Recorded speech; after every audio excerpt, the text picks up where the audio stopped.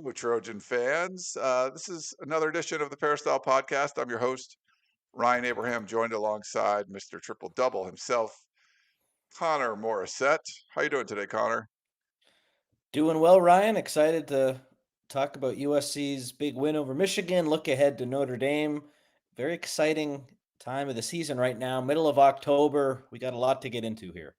We do have a lot to get into, and my apologies. I'm not doing my normal elongated intro to the podcast.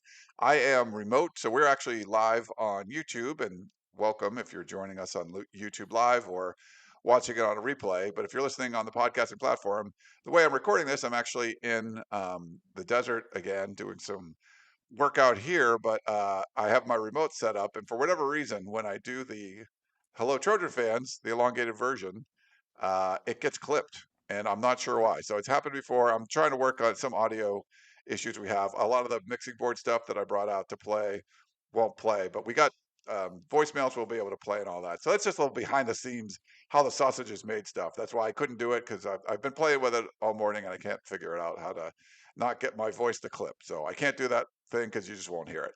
But if you have questions or comments, we got some emails to get to today, podcast at uscfootball.com. You can also call or text us at 424 254 9141. And if you have Apple or Spotify, that's how you listen to the podcast. It's great. And you can leave us a 5-star rating. And on Apple, you can leave a review.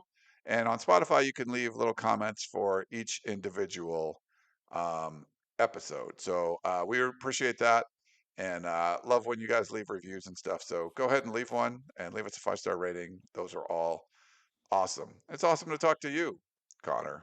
You doing all right, man? Yeah, doing great. Thank you. Excited to head back to practice today. Preview show tomorrow night. Tunnel vision for that Notre Dame game, and then we'll head to South Bend. So a lot of action coming up here for us. A lot of action. Looks like the comments are working. So that's cool. So if you're watching us live on YouTube, thank you for doing that. Um, and I can, it's hard to, I have a much smaller screen, so I will try to get your comments up on the screen. But if you have a question, I will start and get back to it later. And before I left for the desert, Connor had to stop by Trader Joe's and just go through the aisles. Sometimes it's one of those I have a mission when I'm going to Trader Joe's, and other times it's just what do I need or what I'm going to just walk around and what catches my eye. But there's one combo I kind of like that I'll do. They have this granola that I'll get they have little bags of granola that I'll pick that up, and then I like their yogurts. The different there's flavored. I think I get the mango ones, and they have banana strawberry ones, which are good. And then I'll just buy some bananas, and that's kind of a breakfast thing for me. I'll just take the granola and the yogurts and the bananas, cut them up, and just mix it all up, and it's a good breakfast. Headed before I headed out here, I grabbed that and had it for breakfast. But yeah, just kind of wandering around the aisles and seeing what, oh, I want to try that, or I'm going to get one of these. I haven't done that before. So I don't know if you do that sometimes. Of course, and I also see that they have their Halloween style bags coming out. I know the Trader Joe's bags are a big thing. I saw one of my friends pick up a orange one and a black one. So if you love those bags, be on the lookout for those. Bags are a big deal. I get people like asking about those and stuff, which is kind of funny. But yeah, like people really love the bags. But we love Trader Joe's. So I just wanted to thank our sponsor for that one. Okay, let's see. I'm going to put some comments up on the screen if you're watching on YouTube. That's great. We actually try to do these on Facebook too, but because I'm remote, I don't want to have I don't want to have any more issues. So I'm just like, all right, we had some issues last week. I think we're going through okay. Let us know in the chat if it sounds all right. But I think we got all any besides the me getting clipped and can't yell hello Trojan fans at the beginning of the show. I think we're okay for everything else. But it's a big game, obviously. USC in the middle of two, blue blood programs with Michigan on the one end of the Coliseum, and then this trip coming up to South Bend, Notre Dame this weekend. And we felt it was such an important game, Connor, for USC. And just when I think about and you hear like the national narrative and USC pushed Michigan around and now the pressure that's on Sharon Moore and is Bryce Underwood any good and all the stuff that comes when you lose a game and overreaction and all that kind of stuff.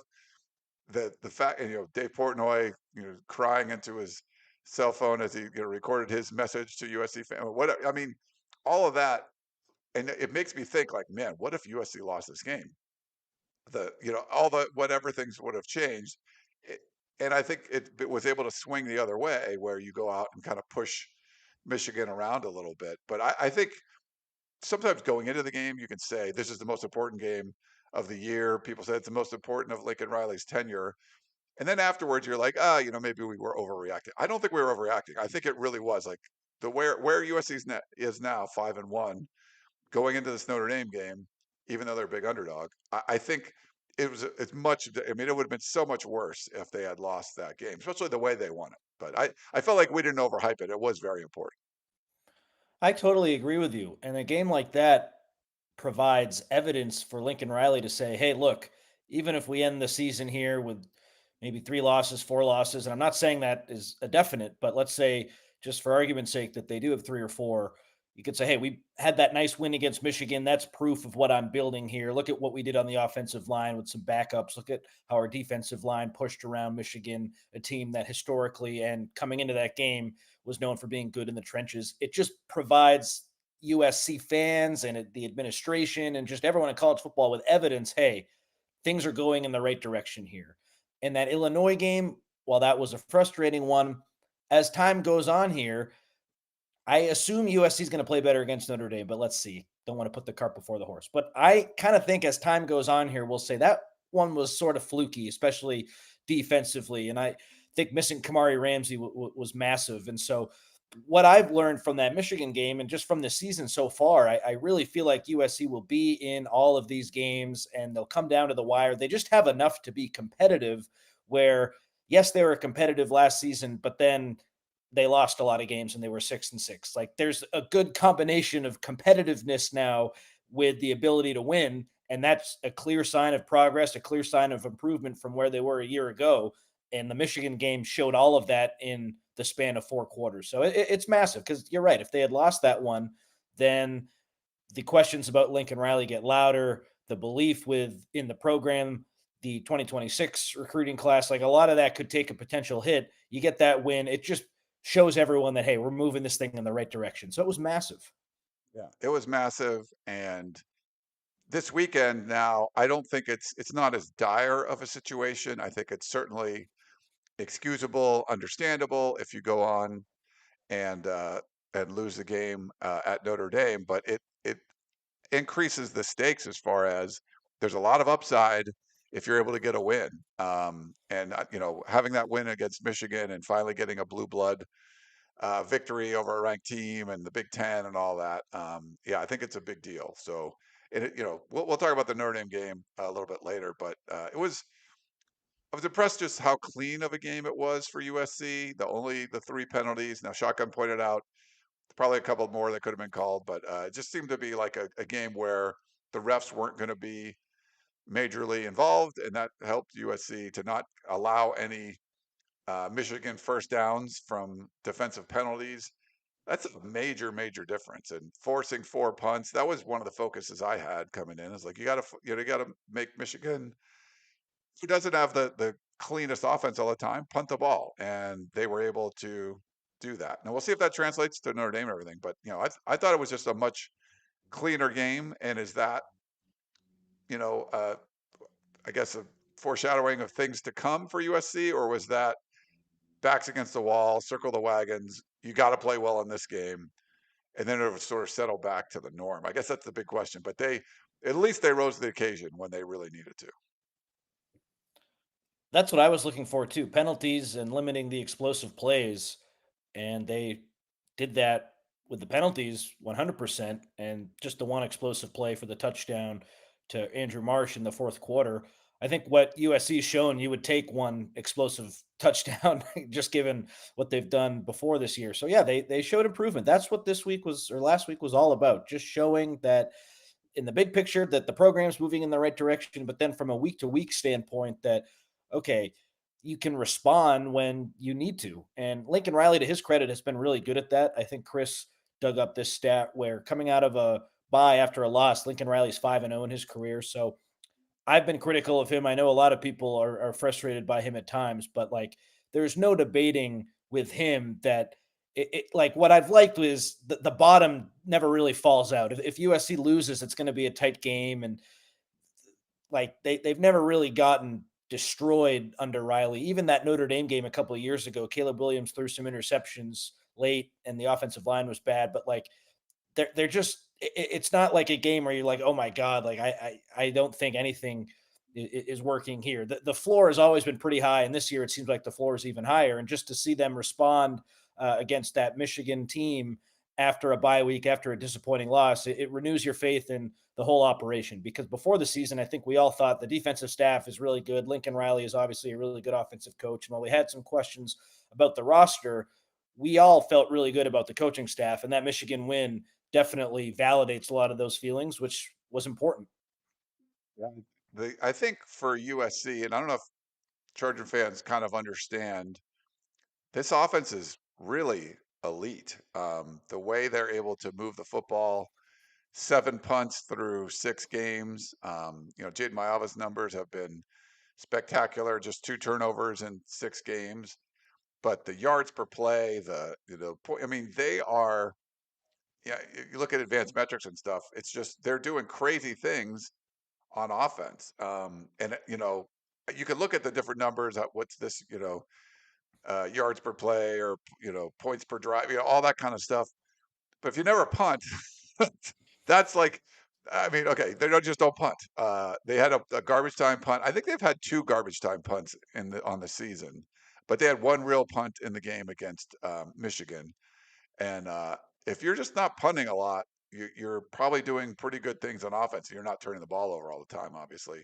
Um, but yeah, that's been the offense is really impressive. We'll talk about the defense in a second, but it's the way they're able to put things together, shuffled offensive line, losing your top 2 running backs. It seems like every week you had, Makai Lemon out for a little while, and it's not like, oh, well, that's why the offense stunk that game. Because we've had excuses. Well, the defense stunk because Kamari Ramsey was out for this game, or whatever. Like this guy was hurt. The offense has had a lot of adversity and still just performs at an elite level, no matter what. Like no matter what dudes are out there, it seems like they're still performing at that very high level. That's been the story of the season. It starts with Jade Mayava, of course, just taking that big step forward. If you look at our website, 247sports.com and obviously uscfootball.com, we have those videos at the top of all of our stories. And there's one circulating right now. What should the Steelers do at number 30 in a mock draft situation if they have the 30th pick? I don't know why they'd be picking that low, but that was what the premise of the video was. And two analysts are debating maybe it's Jade Mayava at 30, maybe it's Makai Lemon. And that just goes to show how great those two guys have been this season. And yeah, coming into this year, Ryan, we were pretty confident in the defense, but we had questions about the offensive line, questions about Mayava, questions about the depth in the receiving core, questions about the tight ends.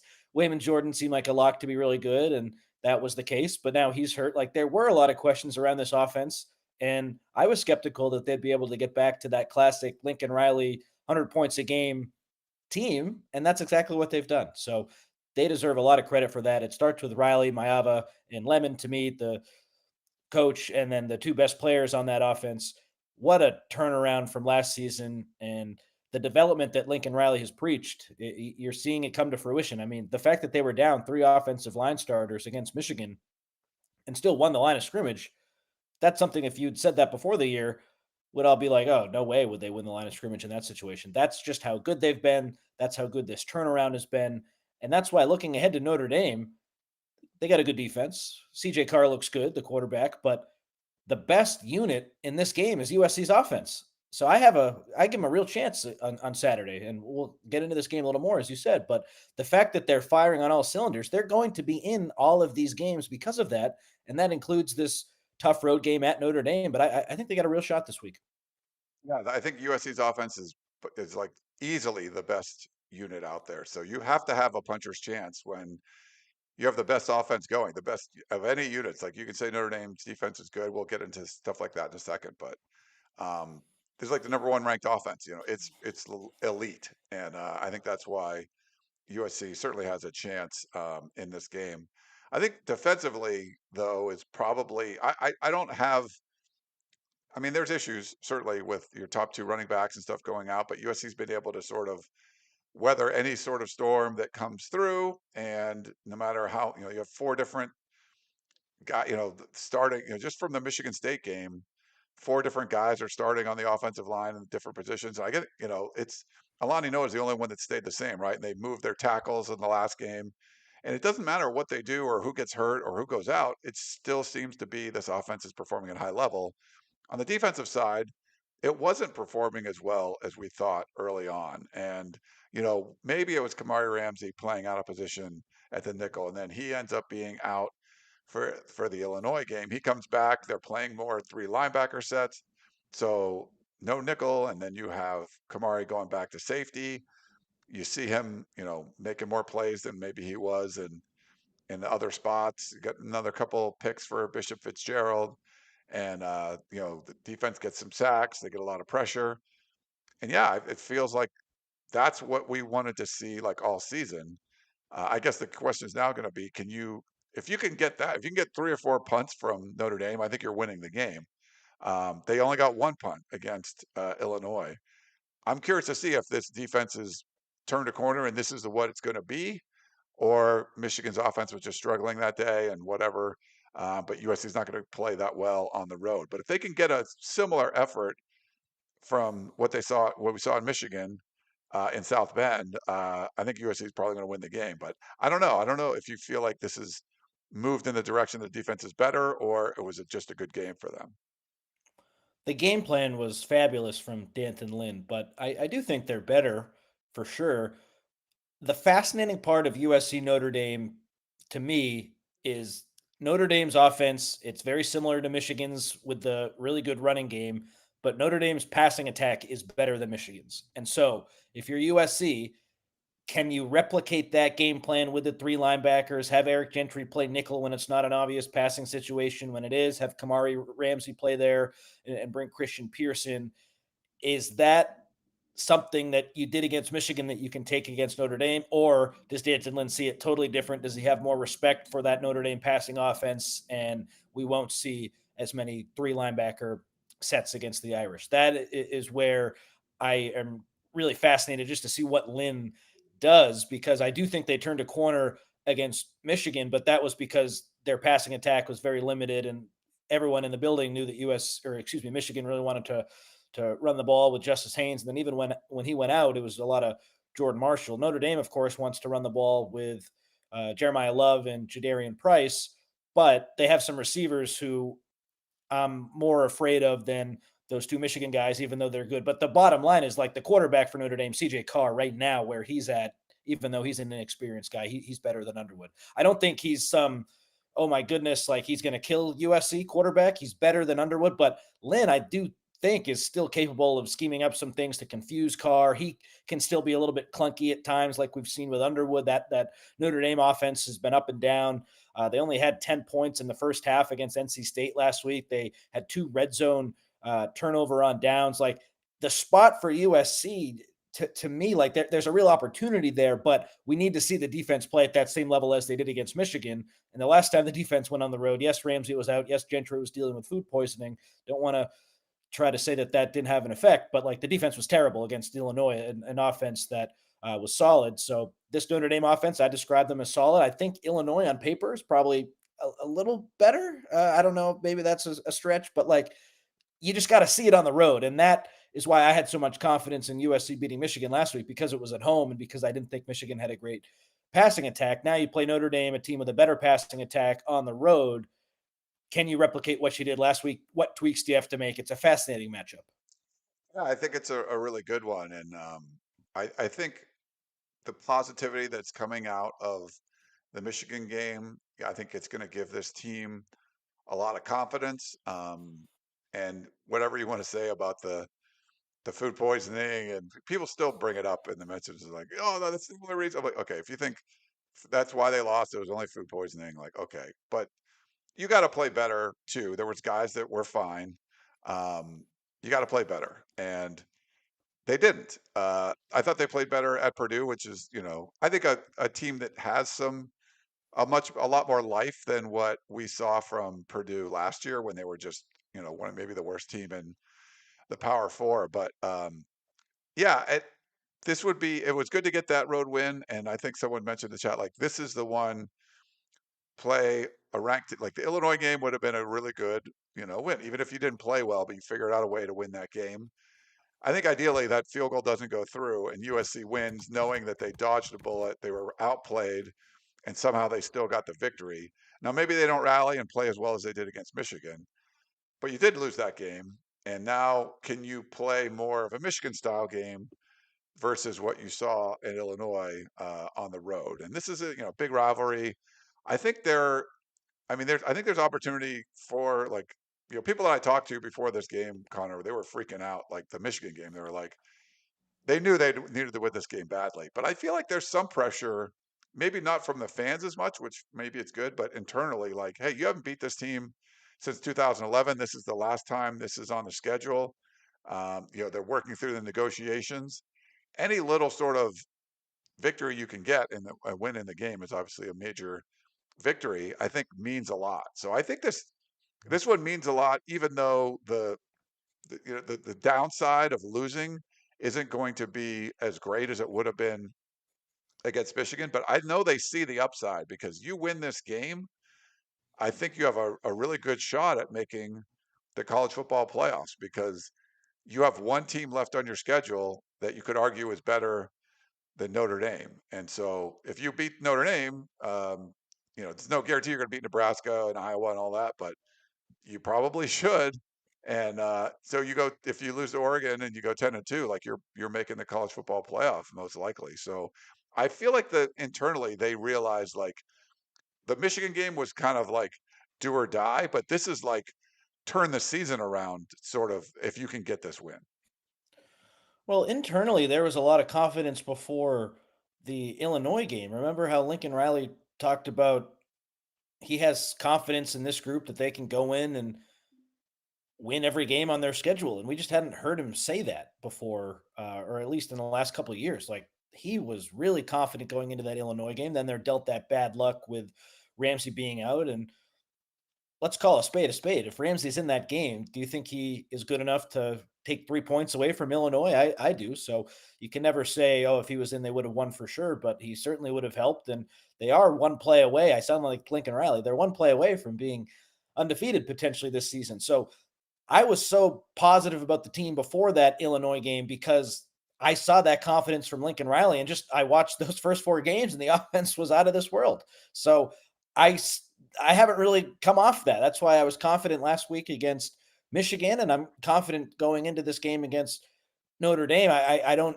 exactly know which side I'm on yet to pick the true winner, but like I think it's going to be a close game, and both teams will have a chance at the end. As to what you're talking about with the spot, Ryan, if they win this game, yeah, then here we go. All bets are off. Like college football playoff or bust. If you get this one, this would be the win to change everything for USC because outside of that 2022 UCLA win, which was technically a road ranked win, they don't have a ranked win on the road under Riley. Like this would be the evidence of, okay, like things are different here. And I talked about how the Michigan game at home was evidence that things are going in the right direction, which is good. But you beat Notre Dame on the road. That's evidence that I'm doing things that not only could my predecessor not do in Clay Helton, but like we haven't won there since 2011. If you're Lincoln Riley, like this is evidence of I'm doing stuff that's been unprecedented, and we haven't really seen much unprecedented stuff from him. That first year was pretty dang good, but like since then, nothing really comes to mind when you talk about him doing stuff that's been unprecedented for USC. And so, yeah, that would put you in pole position to make the playoffs. Still work to be done, of course, but like the fact that you could do stuff that other people haven't since 2011, like that's huge. Yeah. Unprecedented positively, like not Yeah, negatively. exactly. Yeah, exactly. There's been It's some been of the negative stuff. unprecedented. Yeah, yeah, exactly, exactly. Some of the defensive stuff that's been given up. I got some. interesting stats that I'm going to share in the war room on Friday. If you're not a member over at uscfootball.com, go check it out. You will not regret it. You can get 30% off if you're going to sign up for an annual membership. And if you're a member already, thanks very much. If you're a full paying member, you get Paramount Plus for free. So you can get all that streaming stuff. They have live sports and stuff now. I mean, there's a lot going on over at Paramount Plus. So make sure you check it out. But this is the offense is elite. And to have a guy like King Miller step in and get 158 yards and a touchdown and pick up 49 yards on the ground on a 3rd and 26 and spin moving dudes. That was pretty impressive what we were able to see. I think I got a photo of him if you're watching on YouTube from a walk on and a freshman. And I know you guys got to talk to him and his brother yesterday. We can kind of get your thoughts on that. But he's averaging over 10 yards a carry. Like, I mean, for a walk on to be able to do that, and I know that had to sit in Michigan's craw a little bit that it wasn't just this West Coast soft team was pushing us around, but they brought in a walk-on running back and he's running all over us. That could not have sat well with them, but it's a pretty impressive story for King Miller. Oh, 100%. The fact that he's over 10 yards per carry and is a walk on is crazy. And Lincoln Riley yesterday talked about how when Waymond Jordan and Eli Sanders went down, like they had so much confidence in King, not just because of how good he is, but because he's in such great shape that they were confident that they could give him the ball a lot and he wouldn't slow down. And I think the best example of that, he runs for that 49-yard play on the 3rd and 26. And then the next play, he gets the carry again. And then the next play, you'd think this guy's got to be exhausted. He runs for a 15-yard touchdown. So I don't expect a major drop off in the running game for USC as long as that offensive line continues to play the way they're playing. And we've seen King Miller do what he can do. Now, look, Waymond Jordan had a ridiculous 4th-and-short carry against Michigan where he bounced it to the outside that not too many guys in the country can do. Maybe King Miller would have made that first down. I'm not sure. What I'm trying to say is, like, Waymond Jordan, you're going to miss him, but King Miller's pretty damn good in his own right. And USC's offensive line is blocking at a very high level right now in both the run game and the pass game. They have some good things going, even with some of the reserves that have been in there, where on paper, Notre Dame, they defend the run really well. They smothered Hollywood Smothers, the great NC State running back. What a name for him. Last week, that was impressive to watch. I saw that this morning. But, like, I still feel like with Lincoln Riley calling the shots and the way USC's offensive line is playing and just how well King Miller's done, like, there's evidence that USC can run the ball with this depleted unit against a really good run defense. They did it last week against Michigan. So who am I to say, oh, going into Notre Dame, they're really good stopping the run. USC will be in trouble. Like, no, last week USC did a great job on the ground against a Michigan team that hadn't allowed a 100-yard rusher, I don't think, on the season. Notre Dame hasn't allowed a 100-yard rusher yet this year either, but, like, they're going to be challenged, Notre Dame. It's not going to be, oh, this run defense for Notre Dame, USC has no chance. With King Miller, it's crazy to say, but I have a lot of confidence in him because of what he's done. He's been that good. He's been incredible. It's a pretty special story to get something like that. And the last time USC had a walk-on score, I put this in the war room like a month or so ago, was back in 1994. It was like a 61 nothing blowout of Cal. And we've seen contributions mostly in special teams, kickers and punters and stuff.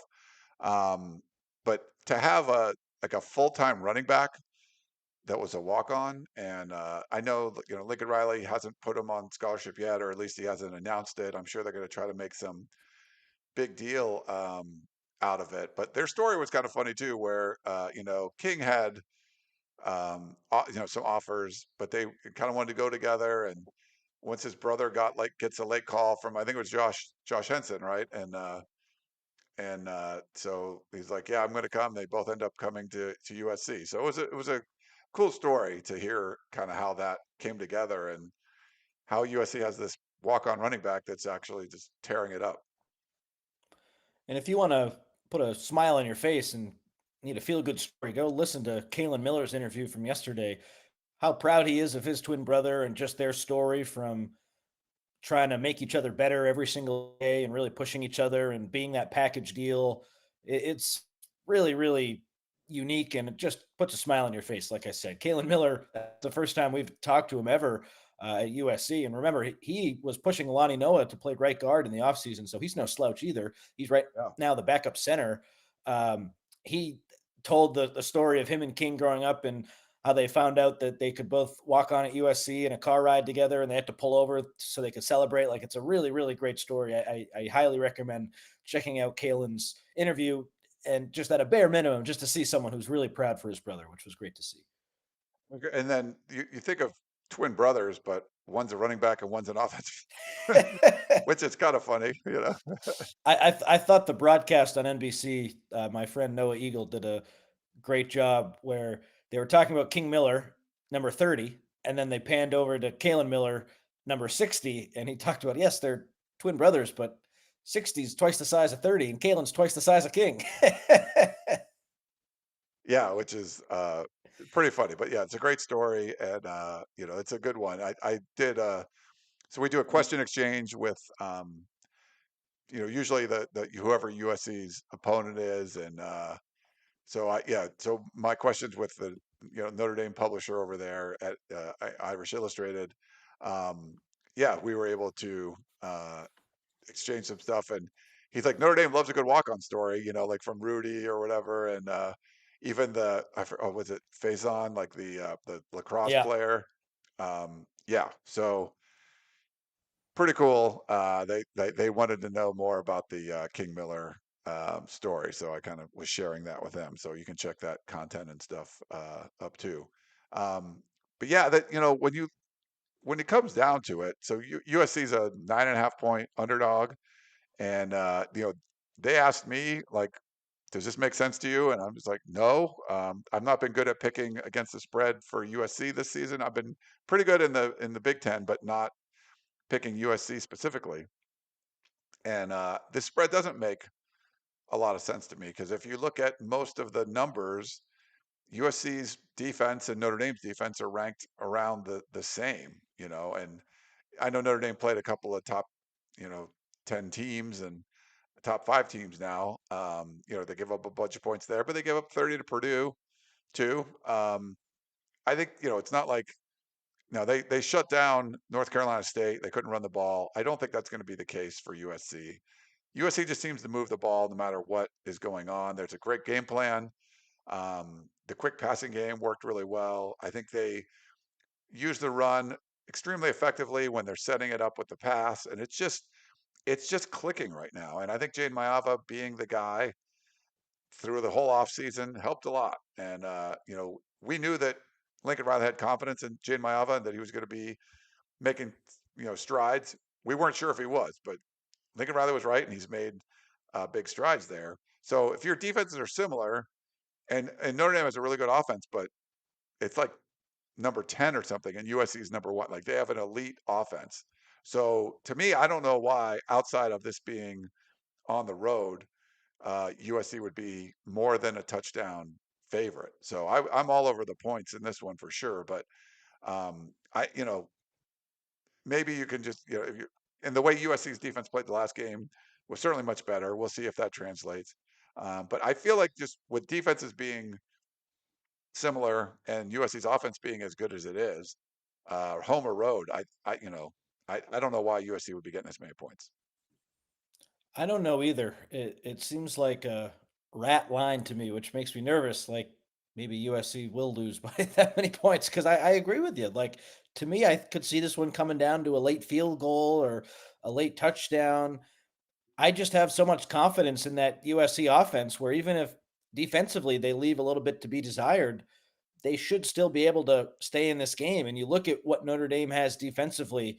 Leonard Moore at corner is a great player. Adon Schuler at safety is a great player. Drake Bowen at linebacker is a great player. Boubacar Traore at defensive end is a great player. Like, there's a lot of talent on that defense, but USC's offense through these first 6 games, there's nothing that I've seen that makes me say, oh, like, okay, I really think Notre Dame has this huge advantage here. Maybe Vegas is buying into USC being down their 2 starting running backs and relying on King Miller and Brian Jackson, but the way it's been explained to me is that didn't have a lot to do with it. It's more just a lot of sharp money is going on Notre Dame. So I can't quite figure that one out either. I wonder, Ryan, if maybe Notre Dame tries to take a page out of Illinois' book and just ground and pound, like play ferociously physical and really just use Jeremiah Love and Jadarian Price, slow the game down, make it so USC doesn't have a lot of possessions and really values every one of their possessions. But like I said, just watch that NC State game.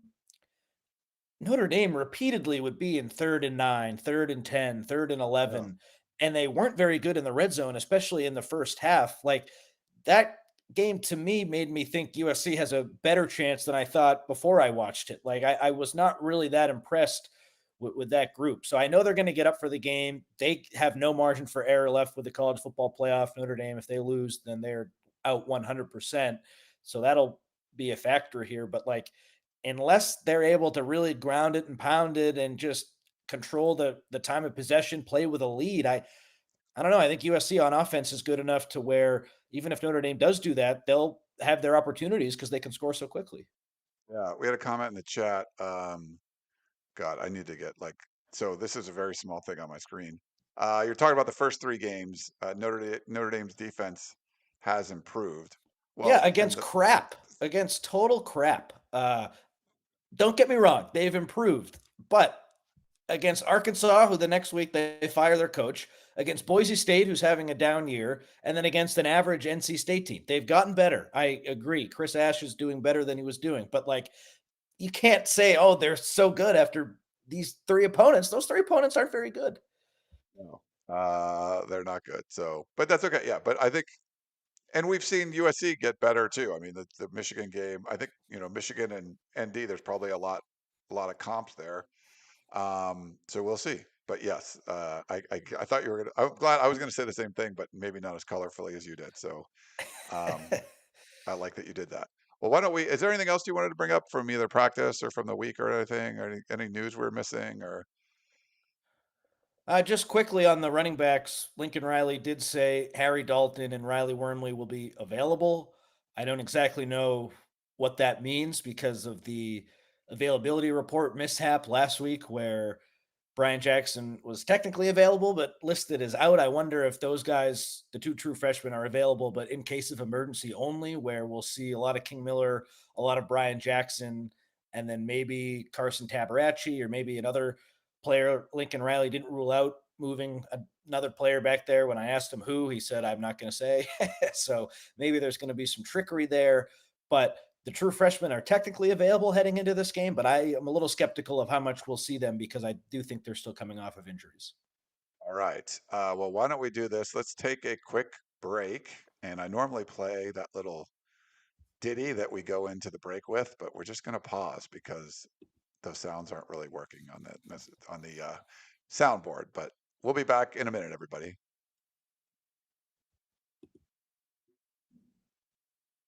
All right, we're back here on the Peristyle Podcast. Um, yeah, I'm your host Ryan Abraham, joined along with Triple Double Connor Morrissette, doing the remote show. We're live on YouTube. Thank you for joining us. If you're over there, if you have questions in the chat, put them in there, and I've tried to star them along the way, and I'll pull them up at the end of the show. We do have three voicemails to get to, and so let's start off with this one. Hey Ryan, it's Curtis. I don't expect our defense to be as effective on every team that we play. Like Michigan, they were handicapped because of their young, inaccurate quarterback. But I do have a magic number to go along with the offense. For the defensive points allowed, I think 26 would be the max. If they can hold our opponents to 26, our offense can take care of the rest. What do you think the defensive magic number should be? 26 is it for me. Curtis from Moreno Valley. You have a I magic like it, number? Curtis. Yeah. Yeah, I think 26 makes a lot of sense. I'd even push it to 28 potentially because I do think USC can get into the 30s. Maybe I'm naive to say that against the Notre Dame defense at Notre Dame, but this week, yeah, I'll agree with Curtis. I think USC can get to 27 on offense or 28, and if they can hold Notre Dame to 26 or fewer, I think they have a shot. But the one thing that I'm a little bit afraid of is Notre Dame able to dial something up that will make Jade Mayava go back to the Jade Mayava of last season. I don't think so, but that is in the back of my head a little bit where uh, at the end of that Notre Dame game last season, he didn't look very good, but he looked phenomenal before. So I have a lot of confidence in him, and that's not something I anticipate. If he does turn the ball over a lot, the NC State quarterback had 3 picks last week against Notre Dame. That'll obviously be a cause for concern, but I think Mayava is just way better than that NC State quarterback, and I don't anticipate him having a really rough game like he did a couple times last season. Yeah, I think that's a good number, Curtis. And Purdue scored 30. So I mean, I think you could. Now Notre Dame scored like 59 in that one or whatever. So there was a lot more back and forth. But I feel like USC's offense has just shown week in and week out, whoever they're playing, like they move the ball and they don't punt. Even the time that they punted against Michigan, it was backed up at your own 10, picked up a couple first downs, and got to the 40 or whatever. And they had that weird, I think that was a weird backwards pass that was a strange call or whatever that a lot of people didn't understand, but it was like weird circumstances. That's the only time they punted, but they flipped the field. It was like still an effective drive. Um, but they don't punt. Uh, I don't see them going out and punting like 5 times against Notre Dame. Maybe I'm wrong, but we'll see. If they do, they're not winning the game.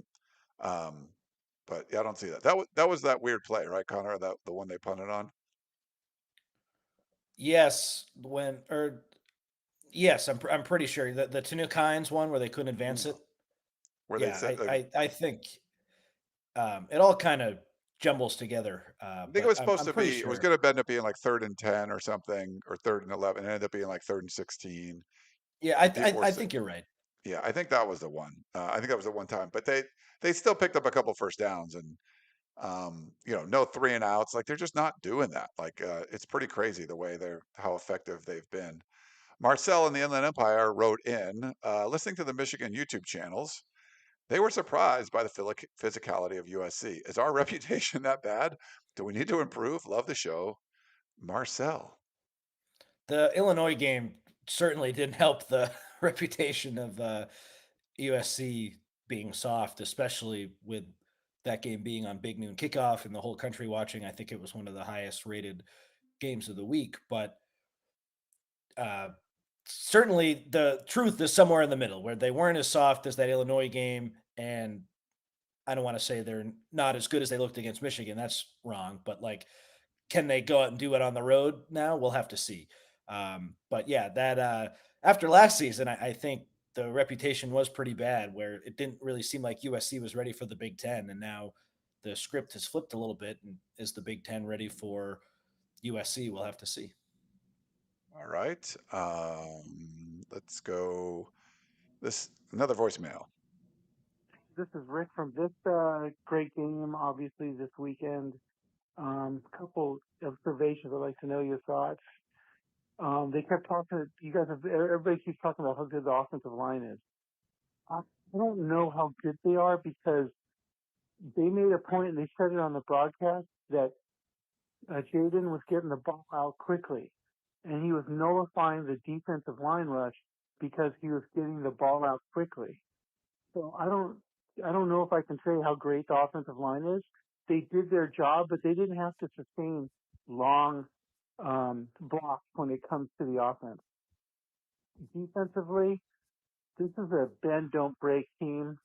I'm gonna from now on understand that you're gonna get gassed for some first downs, a few decent long runs, less than 10 yards, and then when the opportune time comes, D'Anton Lynn's going to send in a defensive play that's going to be a negative yard maker for them, and that's when the bad stuff happens and when you can get that stop. I noticed that when the other team got a penalty or, he got a negative play, that's when we got the stop. So I'd just like to know your thoughts. Thanks, bye. On the offensive line, a big part of their success is the quick passing game. I'm not going to deny that, but Cam Mellor, who works for Pro Football Sports Network 365, I think is the company, he put out a tweet 2 days ago. Lowest quick pressure rate allowed, pressures within 2.5 seconds of the snap. Utah is in first place or first nationally, then Miami, then Michigan State, and then USC is fourth. So the passing game is going quick for USC, but it's not like the offensive line is allowing these quick pressures because that would nullify the quick passing game. In fact, they're one of the best in the country at that, and that's their recipe for success. So the offensive line, Rick, they are definitely being helped out by the quick passing game, but they're a huge part of that as well. And I think you're selling them a little bit short. And then as for the second part of it, I think that's every defense's plan to kind of bend but don't break. And then when you have a third and long, try to push the other team back or just, don't give up the first down. And that's not really unique to Lynn, where he's dialing up a unique blitz on that third and long play. That had more to do, I think, with Bryce Underwood's inexperience than USC seeing something, I felt like. And Michigan did bring, they blitzed a bunch, and the quick passing game was very effective against it. It just seemed to work really well. But, like we said, the offensive line's been shifted a whole bunch, and different guys starting each week and moving around. And you thought Elijah Page was going to play, and he doesn't. Tobias Raymond ends up going to left tackle, and they just seem to play well. So, kudos to Zach Hansen and the offensive line. They've had a lot of injuries and a lot of moving parts, and they've still been able to perform every week. Where we've seen other, lines last year from USC that look like these are the starters, and they're just not performing well at all. And to get, to have like the group that you thought you were going to start with, and four different guys, playing from what you were hoping to have the starting offensive line be, it's a pretty big difference. So, and they played really well. We got one other voicemail. Connor, it's Eddie from Orange, coming to you from Orange, California, not from Europe. I wanted to ask you a question. With all the injuries in the running back room, and do you see us getting more of the Italian stallion, Carson Fabrucci, at running back? And this kid played great. He had great skills at running back in high school. He has, really, he's played a bunch of positions at USC already. And I think if we put the Italian stallion, Carson Favarucci, in there, I think it's really, really going to give the team a spark. Frankly, if Carson Favarucci start at running back, I don't see how this team doesn't win 3 or 4 national championships. It might be the greatest team of all time. But thank you very much, Eddie from Orange. Thanks, Eddie. He won't start at running back. He played one snap in the second half there. Yeah, and he he's came just in there. like a blocking thing or something. Yeah, and I don't think he was very effective. I think he kind of missed a block on that play, but he's certainly an option, especially, God forbid, there's another injury where USC is just running out of guys. He will have an opportunity to be back there. And I do wonder if with pass protection, like, will we see him more, not necessarily as a ball carrier, but just back there to protect Jaden Mayava more. I see that being more of a role for him than being an actual ball carrier moving forward. Email Scott in Houston. Phil Steele had an amazing stat about USC. I think a lot of people had this, but we'll give it to Steele, I guess.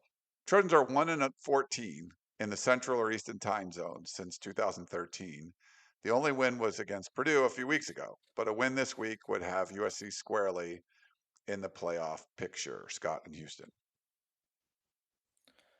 I think a part of that is the fact that the travel isn't as common back then. Like, it's hard to say, like, oh, this is this awful trend. I get that it exists, but like, you were playing one game there in the Central Time Zone, maybe every couple years. Like, I think it's a little different, and I don't know. It certainly makes sense, but I think USC has a great chance this week, and because they're not as good in the Central Time Zone like that, when I'm formulating my prediction, that doesn't really hold a lot of weight in my brain. Like I think now that they're in the Big Ten, that's kind of changed things. And yes, they weren't great on the road last season. That's obvious, but uh, they beat Purdue. I don't know. I just think it's a different era now, and that stat, I get it. It doesn't paint USC in a good light, but now like it's all about what you can do on the road, and this team is way better than last year. So I kind of throw out what happened last year on the road a little bit too. Yeah, well, I mean, big opportunity here. There were some excuses or whatever for the Illinois game. We'll see if they've bounced back from that and they're playing better. Mark says, how much do you think USC we'll see the freshman running backs on Saturday? I think they're only going to be in case of emergency guys. I think it's going to be a heavy dose of King Miller, a heavy dose I of mean, he's a Brian freshman too, Jackson. I guess. Yes, redshirt freshman. True. The other guys are true freshmen, but yeah, it's a good point. So I expect more of those two guys than the true freshmen, but we'll see. You never really know what Riley has up his sleeve, especially when we can't see any of practice. So maybe one of those guys is repping with the ones, and we just don't know. Let's see. We have Tammy. Doesn't seem super positive in the chat. Would you love to hear you lay out the case for why USC can win this game? I think it comes down to the offense being able to outscore Notre Dame. That's where I'd start. And then the defense, kind of like what Rick and Vista was calling about, playing bend but don't break. We saw Notre Dame really struggle in the red zone against NC State, especially early in that game. I don't think like I understand that the receivers are good for Notre Dame, like I kind of laid out earlier, but like it's not a Jeremiah Smith situation. There's not anyone on that team that I think is like going to give USC a really, really hard time. Jordan Faison is good, and the transfer from Virginia, his name is escaping me, is a talented player as well. And then they have some other good receivers, Will Pauling in the slot, but what they want to do is they want to target the tight end and they want to run the ball. So if USC defensively can limit that, I think they'll have a chance. And then on offense, continue to have the Makai Lemon show, continue to have the King Miller show, continue to have the Jacoby Lane show a little bit, and just put points on the board. Stress Notre Dame with touchdowns. When you get into the red zone, score touchdowns instead of field goals, get to 28, 30 points. And then on defense, if you make a few mistakes here or there, so be it, but don't make enough where Notre Dame's outscoring USC, because I think coming into this game, the best unit in this game, USC's offense, USC's defense, Notre Dame's offense, Notre Dame's defense is USC's offense. So outscore them. I like it. Eddie in Orange. Why has Connor grown out the beard? It's coming in a little bit, right? Is he It saying, looks why good. have I? He usually says, why haven't I? Oh, I don't know. He just likes to get involved. Andy, do you think Riley flips the script, goes run heavy, and plays the time of possession game? He did run Anything's after possible. they lost their running backs. He played King Miller like they were throwing it to him, they were running him. They're like, "Oh, we have one running back left. Let's just feed him the ball every time," which I thought was interesting. But It's interesting. I think when your passing game is as good as it is with Mayava, Lemon, Lane, Lake McCree, Walker Lyons, it's hard to say just go in and run the ball and do the time of possession thing. Like, I'm sure in an ideal world, would Lincoln Riley want to do that? Yes. On the road, you want to eat up the clock, control the game. But when you are capable of the explosive plays that USC has been capable of this season, I have a hard time saying the game plan is going to be King Miller, Brian Jackson, and just control the clock. That ignores Makai Lemon, Jacoby Lane, and all those other great skill guys. So those guys have to factor in too. Greg, let's see. He says, "I'd like to see Hassan Longstreet get into the game to boost the running game if it struggles to get going." That's an option too. I don't know if Riley will go for it. As more time goes on, it kind of looks like that play that Longstreet ran against Illinois. The two plays, one of them, Mayava's helmet came off, and then the other one, I don't exactly know why Longstreet went in. I think it had to have been Mayava was feeling some kind of discomfort or something. I don't think you would just call one play for Longstreet out of the whole first 5 games with the first team offense. Like that was something weird going on more than Longstreet getting a rep with the first team, in my opinion. So it seems like that would be a tough spot for him on the road against Notre Dame, where you put in a few plays for him. I don't anticipate that happening, but can't rule anything out right now, especially if USC wins this game. Like, they know how important it is, and maybe Longstreet's a part of it. So I don't rule it out, but that would surprise me. What's the info on Elijah Page? That's from Fight On Natties. Don't have much. Lower body injury. I think it's a knee thing. And there's a world where he comes back, he might not be starting anymore, too. Lincoln Riley said that yesterday. He talked about, have you heard of Wally Pipp? How if John Ray Reed continues to play well at center and Justin Tawanu'u at right tackle and Tobias Raymond at left tackle, if they like that better than with Elijah Page in there, there's a chance that Page comes back and doesn't even play. So that would surprise me, too. But the offensive line was really good against Michigan, and I understand if they don't want to mess that up. Yeah, it's like then you got enough. Then you got a bunch of guys that you want to get in there, which before you weren't sure if you had enough guys, and now you might have too many. Not too many, but Mark, if a player is not listed as out, can they not dress up? Coaches do not play. So it's weird. Like there's some true freshmen and guys who it looks like they're redshirting who aren't listed, and then they just don't dress, especially for road games. The USC has the travel roster, so some of those guys they're not even listed as out; they just don't come. But like at the Coliseum, there are some guys who don't dress, who don't obviously end up playing, and they're not listed as out. What I'm trying to say is they don't list everyone who's out on the out part of that availability report. It's more for the guys who are involved in like the game plan and have a chance to play. But it's a little confusing. Like Kamari Ramsey wasn't listed on the availability report before Illinois, and then he ends up not playing. And the way that was explained to me was it was truly right before the game that he was ruled out. So it was before that or after that 2-hour window. So the USC just had to alert the conference, and then it was fine. But Yeah, I'd like to see stricter rules with the availability report, is what I'm trying to say. he really wants it. Okay. Paul, SC should schedule Stanford long-term home and homes like they do with Notre Dame. It would be cool to have the triangle back. The triangle is well, I don't even know if it's still there, but like there was these 3 bars in San Francisco, like on corners there, so they called it the triangle. But I don't even know if that's still around. But yes, the weekender was what people loved. I'd be in favor of that. I think that would be a great non-conference game annually. Stanford stinks too, so that's not terrible. Maybe not for long. They got some money. We'll see. We'll see how they're able to pull through with Andrew Luck running the show. Mark, is it really Riley's running more, or are the quarterbacks making the decisions to hand it off on RPO plays?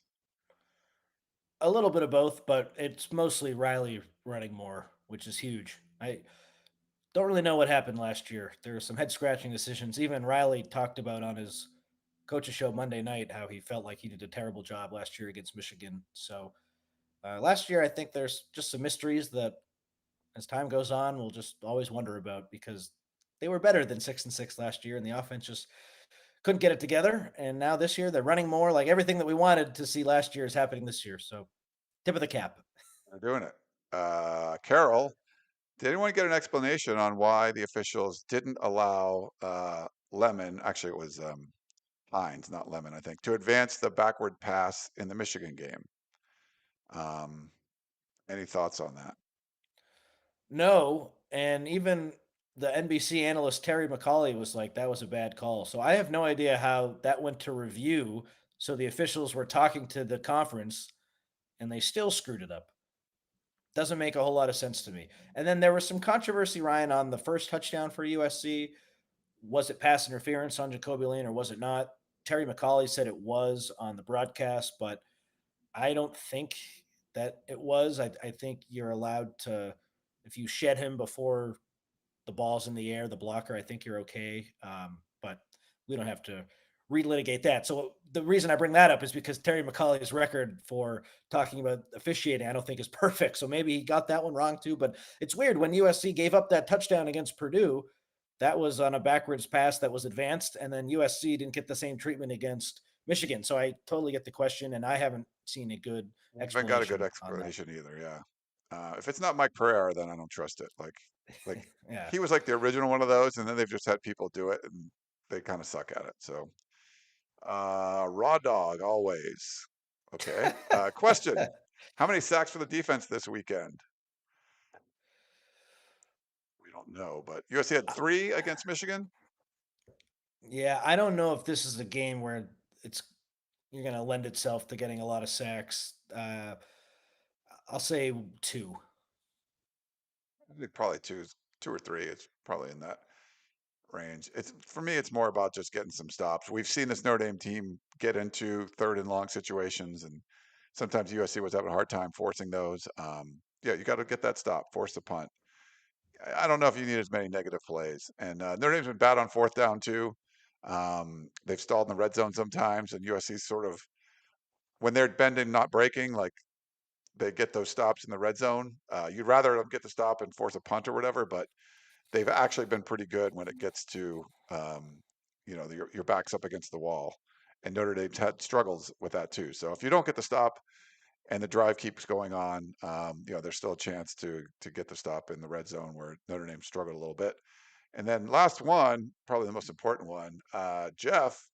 Ryan just needs to wear the Cracker Barrel jacket. We are 0-1 on the road this season when he doesn't wear it, and I will bring it. It's going to be chillier. Like I couldn't bring it to the Illinois game. It was like 80 degrees or whatever. So I wasn't bringing a jacket to that, but I'll bring it this weekend. So you got it.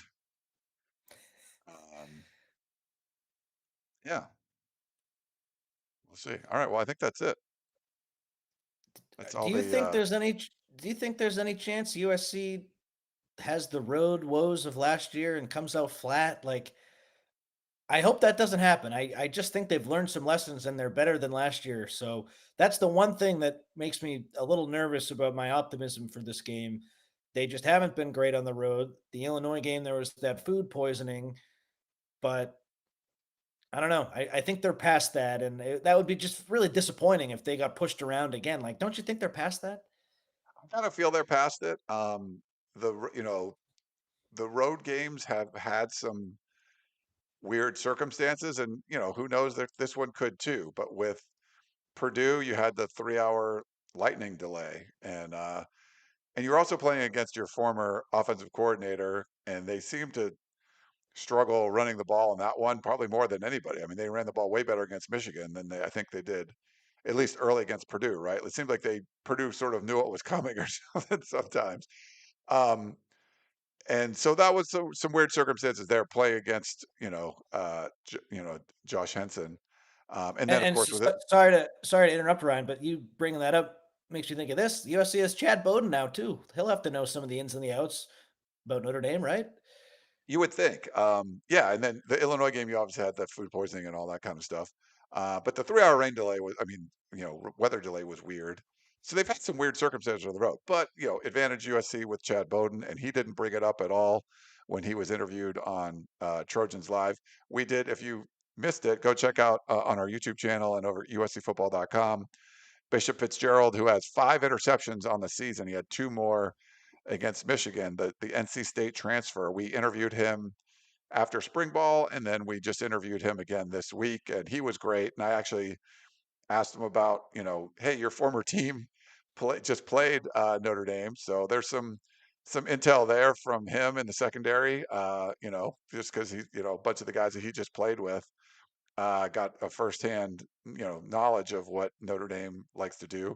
So I think all that's kind of interesting. But yeah, with Chad Bowden and maybe not strategically, like as far as schematics and stuff go, but I don't see, at least right now, like maybe they land and the plane was late and had to get diverted. So I don't know. But outside of that, like, yeah, I don't see the same sort of road woes, being as big of an issue. If it is, I think that's something that, they're definitely going to have to, address. But I feel like, yeah, I don't think that's going to be a big factor. And if it's not, I don't see why the spread is 9.5.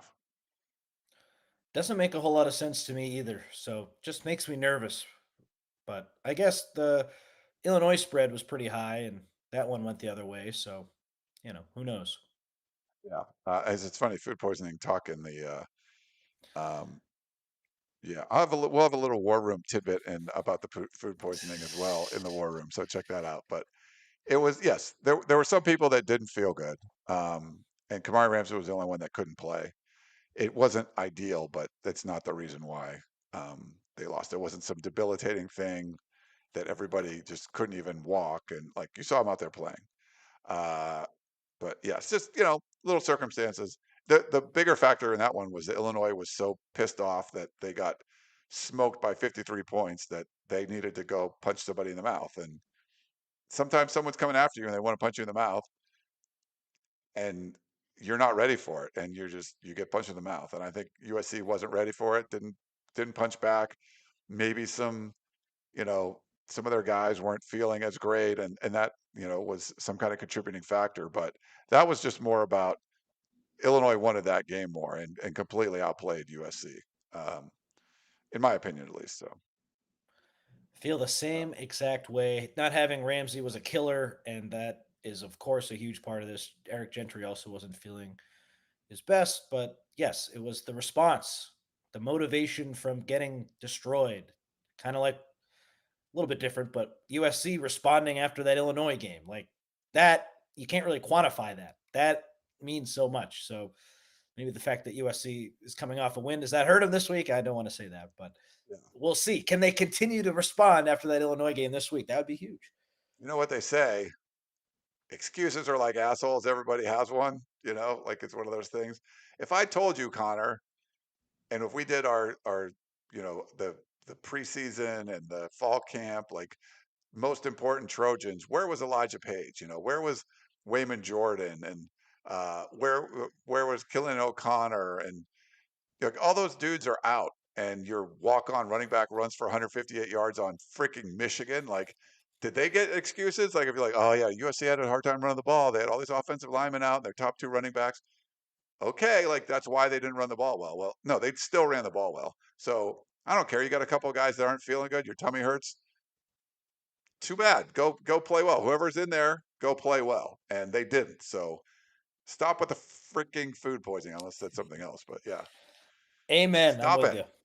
you. Yeah, I'm with you. stop. Okay. Well, that's gonna wrap it up.